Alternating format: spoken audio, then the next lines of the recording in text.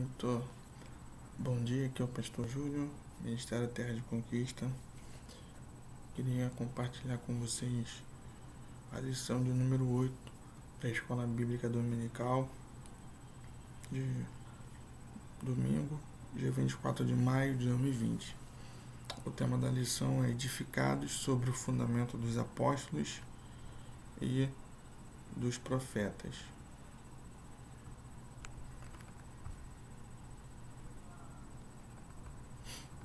Textório: edificados sobre o fundamento dos apóstolos e dos profetas, de que Jesus Cristo é a principal pedra da esquina.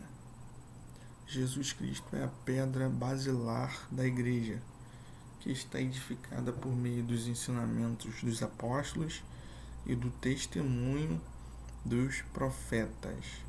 Então, Cristo é o fundamento, é a base da igreja, do evangelho. Ele é a base da nossa fé.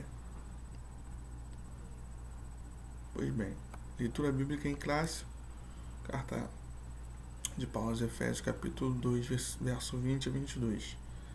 Edificados sobre o fundamento dos apóstolos e dos profetas, de que Jesus Cristo é a principal pedra da esquina, no qual todo edifício bem ajustado cresce para templo santo do Senhor, no qual também vós juntamente sois edificados para a morada de Deus no Espírito. E também Mateus capítulo 7, do 24 ao 27, que diz assim: todo aquele, pois, que escuta estas minhas palavras e as pratica, assemelhá-lo-ei ao homem prudente, que edificou sua casa sobre a rocha. E desceu a chuva, e correram rios, e assopraram ventos, e combateram aquela casa, e não caiu, porque estava edificada sobre a rocha. E aquele que ouve estas minhas palavras e não as cumpre, compará-lo-ei a um homem insensato, que edificou a sua casa sobre a areia. E desceu a chuva, e correram rios, e assopraram ventos, e combateram aquela casa, e caiu, e foi grande a sua queda. Ou em outras traduções, foi grande a sua ruína. Então, a casa que estava firmada em um fundamento, ela permanece, ela suporta as adversidades. Observe que o versículo de número 25 e o versículo de número 27, eles são praticamente iguais no tocante à chuva, no tocante à questão dos rios, dos ventos. Porém, a segunda parte, a parte B desses dois versículos, é que faz a diferença, porque ele estava firmado, o primeiro na rocha, que é Cristo, e o segundo firmado na areia, sem fundamento. Então vamos lá. Nessa lição nós temos 3 objetivos, como sempre temos nas lições da EBD, que é explicar que no Antigo Testamento Deus habitou no tabernáculo e no templo, mas no Novo habita em nós por meio do seu Espírito Santo. E segundo, apresentar o fundamento da igreja como a doutrina dos apóstolos, testemunho dos profetas. E refletir, por terceiro lugar, que somos templo do Espírito Santo e devemos viver em santidade. Comentário. Introdução. Por meio da reconciliação efetivada na cruz, Cristo formou a igreja. O apóstolo Paulo compara como um edifício em construção. A pedra angular dessa edificação é Cristo, e o fundamento é a doutrina dos apóstolos e o testemunho dos profetas. Assim, ao propósito divino de que sejamos o templo santo do Senhor, a morada do Altíssimo. Nessa lição estudaremos cada um destes desses aspectos. Então, quem inventou a igreja, quem formou a igreja? Cristo, né? Formou a igreja. Paulo ele compara essa igreja a um edifício em construção, uma linguagem que todos possam entender, né? A pedra angular que para nós aqui poderia ser o pé direito da casa, né? E a parte estrutural da casa, a fortaleza da casa, onde ela é firmada, né? O alicerce, da onde essa casa está estruturada.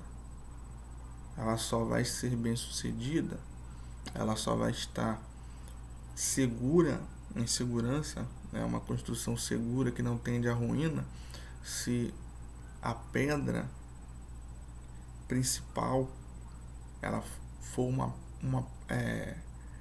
for Cristo, no caso. A pedra angular na antiguidade, elas eram primeiro lapidadas, né? É uma forma retangular, posteriormente ela é atacada no fogo e depois na água, e aí o trabalhador ele vinha com uma marreta, uma espécie de uma marreta, uma ponteira, e forçava contra aquela pedra para ver se ela ia resistir, né? Então a pedra ela é sinal de segurança, é sinal de resistência, de fundamento. É isso que Paulo quer dizer. Ponto central: Jesus é a pedra basilar da igreja.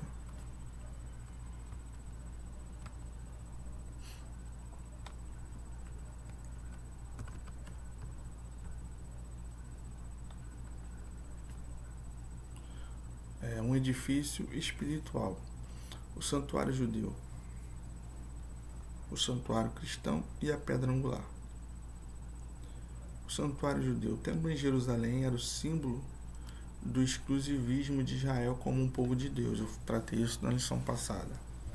A proibição dos estrangeiros acessarem o templo era um motivo de inimizade entre os judeus e gentios. Ao reconciliar ambos os povos, Cristo aboliu as leis cerimoniais, desfez a inimizade entre eles e formou uma nova humanidade, uma nova classe de povos, né? Assim, o templo judaico perde sua relevância e um novo conceito de santuário é apresentado. Bem, vamos lá. Então, o primeiro, o Templo de Jerusalém, ele era o símbolo, né? A representação do próprio judaísmo, né? Estava envolto do templo. A história de Israel também, né? Envolta na questão do templo, né? A soberania de Israel, o fato de Israel ser uma nação que em tempos foi teocrática, governada por Deus, né? E sempre teve Jeová no centro desse culto, e a fotografia maior que eles tinham de um Deus que não tinha face, que não tinha foto, que não tinha imagem, era o templo. Dentro do templo, né, os seus lugares sagrados. Então o templo ele era importantíssimo, ele se fundia com a própria questão da religião do povo judeu, né? E tanto é que quando já em tempo posterior ali, né, chamado, que vai adentrar no período chamado interbíblico, onde Israel é levado cativo, essa imagem do templo é desfeita, e isso causa um impacto muito grande em Israel. Então o templo ele era santo, ele era sagrado, ele era exclusivo, né? Havia um pátio. O pátio que era dos judeus, né? E a parte dos gentios era do lado de fora. Então ele era bem exclusivista, tá? Para os judeus. Isso não era a intenção de Deus. E por fim, ele diz aqui que o templo judaico ele perde a sua relevância. Eu posso falar que o templo judaico ele perde sua relevância apenas para o aspecto cristão, para o aspecto da igreja, como fundamento de fé, né? Como fundamento de fé, realmente o templo ele vai perder a significância que ele tinha, mas para os judeus, inclusive até hoje é um dos lugares mais visitados no mundo, né? Então ele tem uma relevância ainda muito grande. Então eu queria ponderar isso daqui, ok? Segundo o santuário cristão, os que pertencem a Cristo são comparados a um edifício onde Deus habita em espírito. O ensino apostólico lembra Salomão quando este reconheceu o templo em Jerusalém, não poderia conter a Deus. Vamos ler lá, 1 Reis 8:27. Mas na verdade habitaria Deus na terra, eis que os céus e até o céu dos céus te não poderiam conter, quanto menos esta casa que eu tenho edificado. Então Salomão sabia, né? Sabia da grandeza. Salomão sabia da profundidade de Deus e sabia que o templo não é possível para caber, né, um Deus tão excelso, tão grande, que criou os céus e a terra, né? A Bíblia fala que a terra é o estrado dos seus pés, tá bom? Então Deus jamais ele caberia em um templo. Reafirma a instrução, Paulo, né? O ensino apostólico reafirma a instrução de Estevão em que o Altíssimo não habita em templos feitos por mão de homens. Desse modo, os crentes judeus ou gentios tornaram-se o templo onde o Espírito de Deus habita, em que eles são pedras vivas em um edifício espiritual, tá? 1 de Coríntios, capítulo 3, versículo 16, diz assim: não sabeis vós que vós sois o templo de Deus e que o Espírito de Deus habita em vós, né? Então, esta figura do templo judeu, né? Esse lugar onde Deus habita, essa habitação que, por exemplo,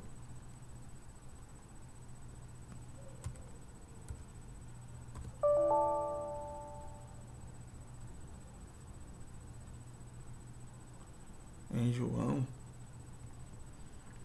vamos ver aqui, para exemplificar para vocês, que em João se trata desse assunto no versículo de número 14.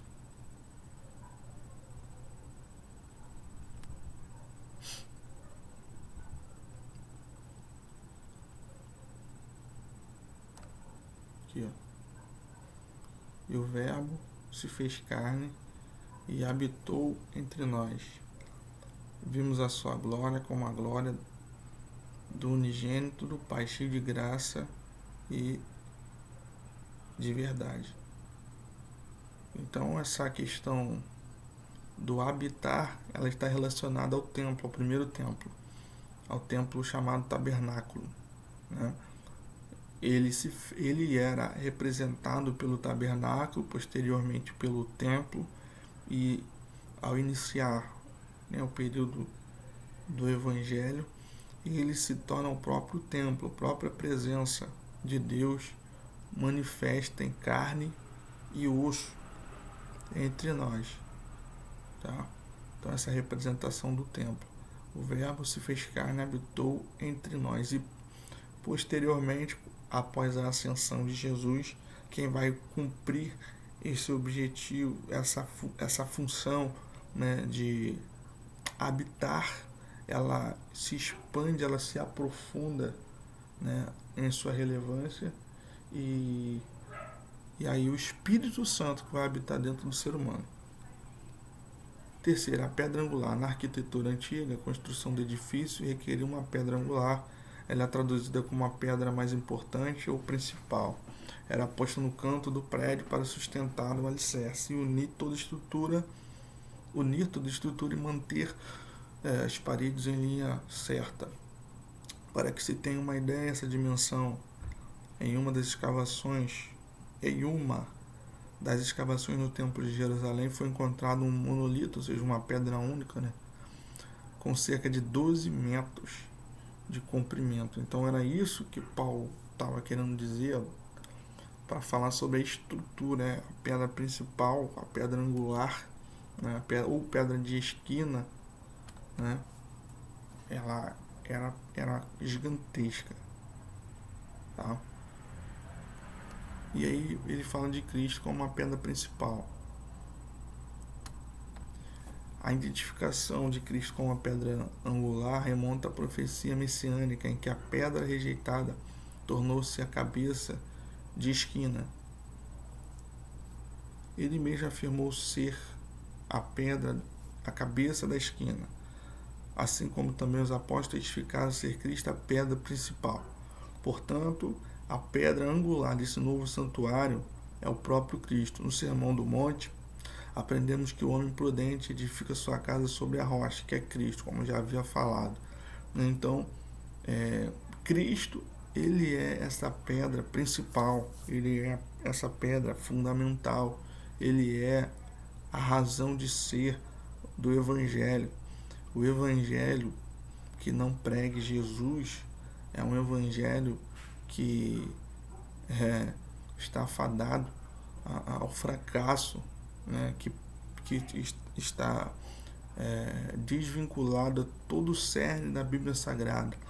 Por isso nós temos que ter essa preocupação, meus amados irmãos, de compreender a responsabilidade de se pregar uma palavra, de se pregar o Evangelho e deixar Cristo no seu devido lugar, que é o lugar de maior importância, é o lugar essencial, fundamental. Todas as coisas subsistem por meio dele, por intermédio dele. Então Cristo é a base, Cristo é o fundamento, não há outro fundamento, né? E se tirar Cristo, como na antiguidade, tirando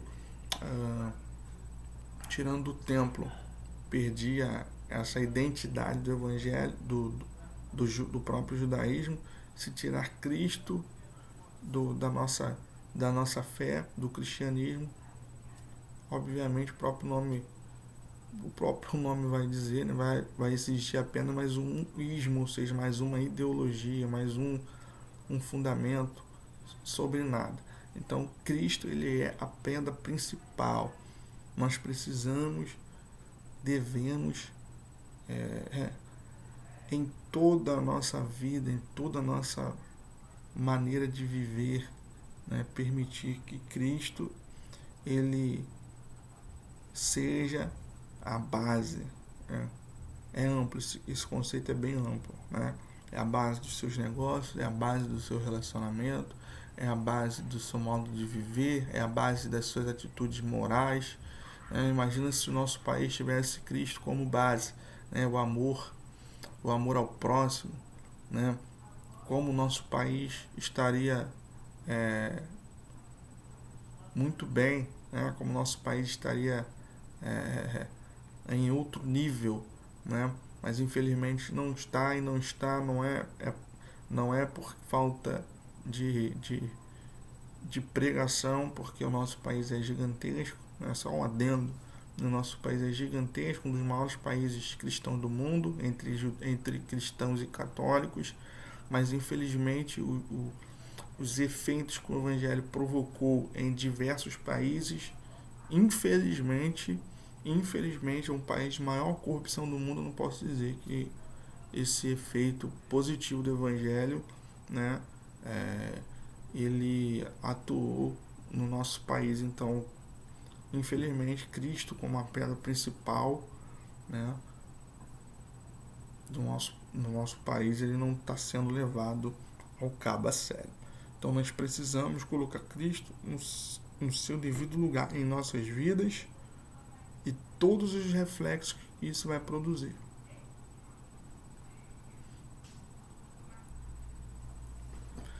Bom, vamos lá, tópico 2, o fundamento dos apóstolos e profetas. Primeiro, o conceito de apóstolo. O termo grego apóstolos é usado para enviado ou mensageiro. O apostolado é centrado na natureza da missão de Cristo, que foi enviado para ser o Salvador do mundo. Nos evangelhos, Mateus, Marcos, Lucas usam o termo quando se referem aos 12 escolhidos por Jesus. Eles foram testemunhas oculares do ministério, morte e ressurreição do Senhor. Assim, Paulo também foi chamado pelo próprio Senhor para ser apóstolo. Aos apóstolos foi confiado o ministério da palavra com o compromisso de instruírem a igreja. Nesse aspecto, os apóstolos são aqueles que foram comissionados por Cristo para a igreja primitiva e a mensagem de Cristo, o fundamento. Então, Jesus, ele, posso dizer que estabeleceu 12 braços, vamos dizer assim, né? 12 braços. Esses 12 apóstolos andaram com Jesus durante 3 anos, aproximadamente 3 anos e 6 meses, né? Aprenderam a vida de Jesus, a prática, né? A prática de que Jesus ele fazia, ensinava, né? Com uma palavra que a própria Bíblia, né? Os escritores, né? Eles narraram como um evangelho que era diferente dos escribas e dos fariseus. E por que era diferente? Porque Jesus ele tinha uma prática que era voltada para a ideia central da palavra, que era o amor de Deus, a base da palavra, o amor de Deus, né? Era a base. Todo o Pentateuco, o Antigo Testamento, toda a Bíblia está baseada em cima do propósito do amor de Deus e os seus relacionamentos. Então, quando Jesus ele curava, ou quando ele pregava, né, a imagem, a mensagem que ele passava, o ensino que ele passava era muito profundo, era muito grande, né? Então esses homens, eles né, a Bíblia fala ora apóstolos, ora discípulos, porque no primeiro momento, né, o discípulo é o aluno, né? O discípulo é aquele que está caminhando junto, que está aprendendo. Então no primeiro momento foi de aprendizado, no primeiro momento foi uma questão didática, Jesus como mestre dos discípulos, né, ensinando, fazendo milagres, ensinando como resolver conflitos, tá? E aí sim, a partir de um segundo momento, aí sim eles são enviados, porque os discípulos, se você ler nos livros sinóticos, né, nos livros da Bíblia, nos primeiros livros do Novo Testamento, você vai ver que eles não foram enviados assim de uma hora para outra de sopetão, né?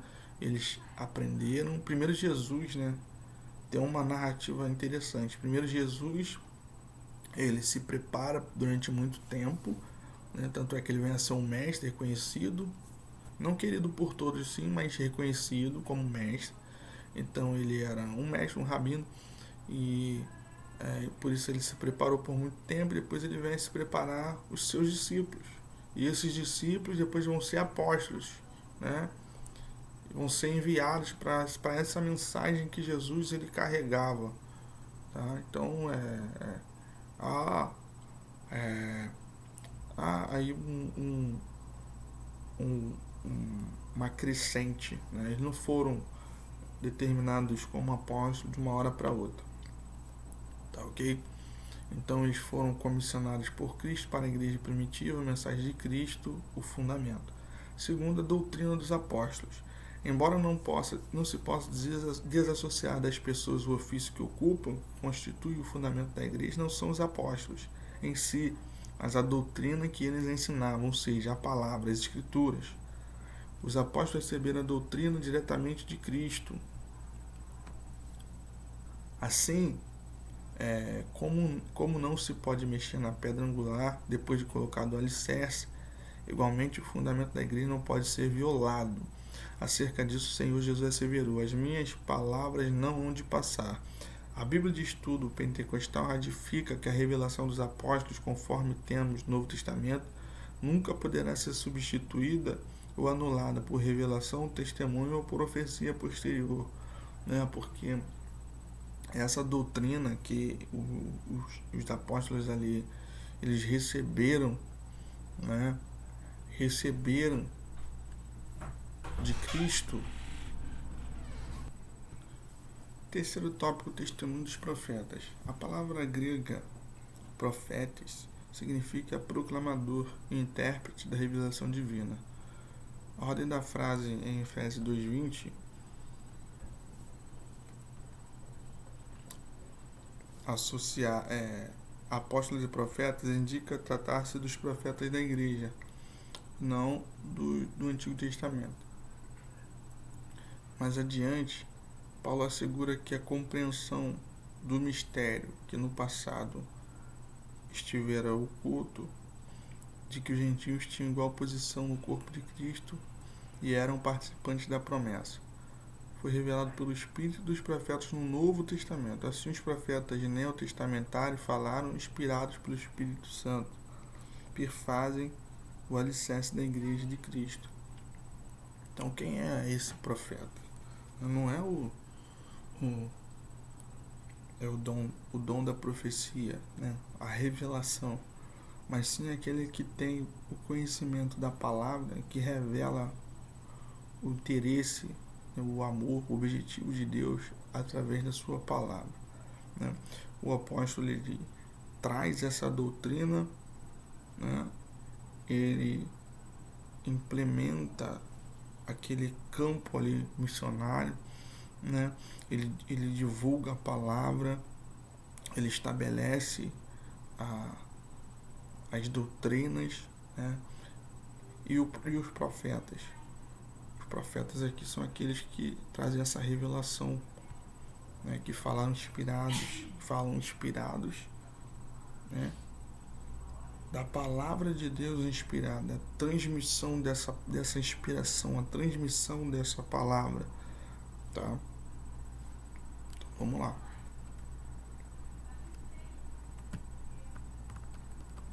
A igreja está edificada sobre a pedra angular que é o próprio Cristo, seu fundamento, a doutrina dos apóstolos e testemunho dos profetas bíblicos. Terceiro tópico, edificados para a morada de Deus. Primeiro, edifício bem ajustado. A expressão todo edifício bem ajustado cresce. Indica um processo contínuo de desenvolvimento dos crentes. Assim como todas as partes do edifício precisam estar harmônicas. O crescimento da igreja também depende de tudo ser bem ajustado a Cristo. Nessa caminhada, o salvo comporta-se como filho obediente e passa a evidenciar o fruto do Espírito. O desenvolvimento prossegue até alcançar a medida completa de Cristo, pois todo crente bem ajustado torna-se o templo santo do Senhor. Então, o edifício bem ajustado, ele tende a crescer e cresce para templo santo no Senhor. Então não tem essa questão do crescimento desordenado, do crescimento despreparado, né? Porque esse edifício, né, que é esse instrumento, essa igreja, né, nunca foi o objetivo de Jesus fazer uma instituição como a igreja certa parte se tornou, né, uma instituição. Em determinados momentos, inclusive, a igreja, ela, ela se envolveu tão, tão fortemente com políticas do Estado, né, que pode dizer que ela até se perdeu assim, seu viés, né? Mas a igreja, ela é um organismo, né? Ela é um edifício, uma construção que está fundamentada em Jesus. Se tirar o significado é que se tirar Jesus desse organismo, todo o restante tende a ruir, todo o restante tende a ir à ruína. Essa é a ideia da igreja, né? Essa é a ideia da igreja, né? Se você observar numa construção, ela tem lá o seu fundamento, os tijolos são ligados, mas se faltar um tijolo numa construção, ela já vai ficar imperfeita. Então, ou seja, todos são iguais, todos dependem uns dos outros para que essa construção ela possa estar bem feita, né? Então a igreja ela é assim, é um organismo vivo, interdependente, onde um precisa do outro, onde um ajuda o outro, onde um promove o outro, onde um sustenta o outro. O primeiro tijolo, a primeira fileira sustenta a segunda fileira, que sustenta a terceira, que sustenta a quarta, e assim sucessivamente, né? E todas elas sustentadas pelo fundamento, tá? Como já vimos, o crente tornou-se o templo santo no Senhor. Isso indica que Deus habita em nós por meio do seu Espírito. Segundo tópico, templo santo no Senhor. A palavra que é usada para templo é o vocábulo naon, que designa o recinto, designa o recinto interior, o lugar santíssimo, ou seja, o lugar do encontro do sumo sacerdote com Deus. Todavia, a analogia paulina não se refere a uma estrutura material, mas sim ao crente que se tornou templo do Espírito Santo, o templo santo, separado do pecado que pertence a Cristo, passa a viver em santidade. Como resultado, ao desfrutar da comunhão divina, o crente recebe o livre acesso à presença do Pai, tornando-se assim a morada de Deus no Espírito. Então, como está aqui em 1 Coríntios 3,16, né? Vós sois o templo do Espírito, e o Espírito de Deus habita em vós. Como eu estava falando lá no princípio, essa questão do tabernáculo, né? Que é muito importante, né? Que no princípio, primeiro lugar de adoração, né? Espaço físico, foi o tabernáculo. A partir do tabernáculo evoluiu para o templo, né? E essa morada de Deus que era no tabernáculo passou para o templo, né? Passou a ser Jesus, esse tabernáculo vivo, esse tabernáculo na terra, né? Tanto é que em João capítulo 1, versículo 14, né? Vou mostrar para vocês aqui. Então, como eu havia dizendo, essa questão do tabernáculo, ela evoluiu dentro do conceito da história bíblica, né? Ela saiu do tabernáculo, evolui para o templo, onde é a morada de Deus. Jesus, ele é o próprio tabernáculo, né? Se propõe a ser a morada do Altíssimo entre os homens, né? E a partir da ascensão de Jesus é o Espírito Santo que vai habitar dentro de cada ser humano. Então a morada de Deus ela tem lugar dentro do ser humano, né?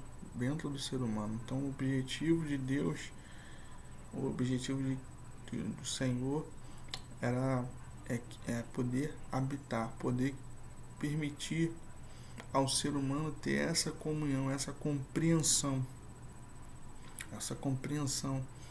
daquilo que o Senhor ele ele representa, tá?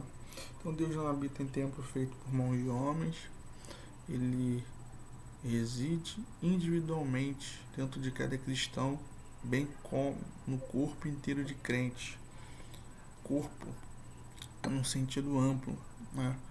Corpo, ele está dizendo aqui no organismo, na igreja, né? A igreja é formada por judeus, gentios, americanos,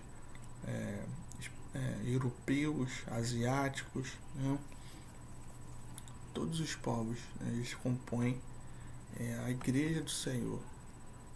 Olha como a amplitude, olha como a relevância, né? Que sai de um tabernáculo no deserto, evolui para um templo dentro de um povo, e desse povo ele se espalha. Como esse fundamento, como essa palavra pregada pelos discípulos, ela ainda ecoa até os dias de hoje, né?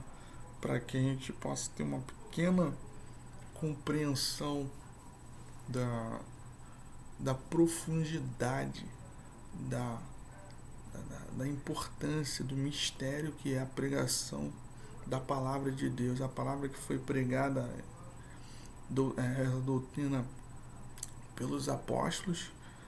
Dos apóstolos vieram chamados pais da igreja, né, trazendo os ensinos e as doutrinas que recebidas desses apóstolos, já não inspirada, né, mas de uma profundidade ímpar, gigantesca, né? E essa palavra, o poder da palavra, da mensagem do Evangelho, da mensagem que Cristo deixou, até hoje ainda ecoa na vida de uma pessoa que de repente está em apuros, está precisando de receber, de compreender, conhecer que ele é alvo do amor de Deus, de que Deus pagou um preço, Jesus pagou um preço tremendo por ele. Então essa verdade do Evangelho ainda ecoa, ela ainda fala, né? Por isso que nós não podemos deixar Cristo no centro da nossa mensagem, como fundamento, como a razão principal, como o ator principal. Ele provém todas as coisas, né? Do Antigo até o Novo Testamento, tudo é centrado em Jesus, tudo é focado em Jesus, né? Todo o texto bíblico é focado nessa obra que Jesus fez. Jesus fez, louvado seja o nome do Senhor Jesus. E nos deu, né? Ele nos deu uma dádiva gigantesca, né? De nós sermos considerados como morada do Altíssimo. Síntese do tópico 3. Deus habita na vida daquele que, edificado em Cristo, torna-se templo santo do Senhor. O templo do Espírito, uma outra figura muito significativa na igreja do Novo Testamento, é o templo do Espírito Santo. Os escritores bíblicos empregam vários símbolos para representar os componentes da construção desse templo, que tem seu paralelo nos materiais necessários à construção de uma estrutura terrestre. Por exemplo, toda edificação precisa de um alicerce sólido. Paulo indica com clareza que o alicerce primário da igreja é a pessoa e obra histórica de Cristo, porque ninguém pode pôr outro fundamento além do que já está posto, qual é Jesus Cristo. Então, se alguém até hoje tentar colocar outro fundamento, né, um outro fundamento, ele está arruinado, tá?